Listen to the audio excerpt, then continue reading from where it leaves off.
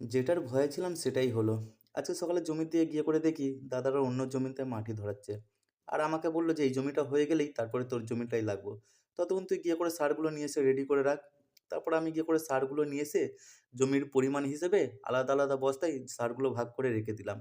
তো দাদা বলল, "কিছুক্ষণের মধ্যে আমি গিয়ে করে সারগুলো নিয়ে এসে ছড়িয়ে দেবো।" তারপরে আমি স্নান করতে যাওয়ার জন্য সুরজকে ফোন করে ডাকলাম। আর সুরজ এইদিকে এসে করে বলছে, "তুই যে আমার কাছ থেকে ৳৫০০ পেতিস, আনে দিয়ে দিলাম। আর চাইবি না।" শোধবোধ হয়ে গেল। এবার তোমরা এটা দেখে বলো, এটা কি সত্যিই আমার টাকা শোধ করে দিল? তারপরে দুজনে চলে গেলাম স্নান করতে। আর আজকেও স্নান করে গতকালের মতন আগুন জ্বেলে গা সেঁকছিলাম। এরই মধ্যে দেখি হঠাৎ বৃষ্টি শুরু হয়ে গেছে। তারপর দৌড়ে বাড়ি এলাম। আর আজকেও তাহলে আর মাটি ধরানো হলো না। এখন চাষটা আবার পিছিয়ে গেল। তারপর বাড়ি এসে ভাবলাম এরকম বৃষ্টির ওয়েদারে তাহলে হালকা করে পকোড়া বানানো যাক। তারপরে পকোড়া বানানোর পর খাওয়া-দাওয়া করে নিলাম।